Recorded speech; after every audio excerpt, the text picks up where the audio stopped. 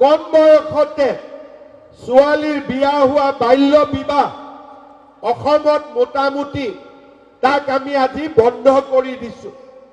কেইদিনমান আগতে আমাৰ এছেম্বলি হৈ গ'ল, তাত এখন আমি নতুন আইন কৰিলো যে এতিয়াৰ পৰা কোনোবা গিৰিয়েকে যদি ঘৰত এগৰাকী থাকোতে আৰু এগৰাকী বিয়া কৰায় 7 বছৰ জেলত যাব লাগিব। ভাল হৈছে নে বেয়া হৈছে? একদম সঁচা কথা কৈ ভাল হৈছে নে বেয়া হৈছে? এতিয়া জেলত অলপ ৰুম বনাব লাগিব।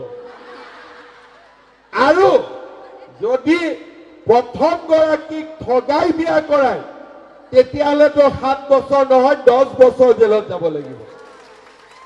আজি এইবাৰ এছেম্বলিত আমি এই আইন পাছ কৰিছো। আমাৰ এটাই লক্ষ্য যে অসমৰ মহিলাসকল লাখপতি হ'ব লাগে, ছোৱালী কলেজত যাব লাগে, ল'ৰা কলেজত যাব লাগে। আমাৰ অসমখন ভাৰতৰ সৰ্বশ্ৰেষ্ঠ ৰাজ্য হ'ব লাগে।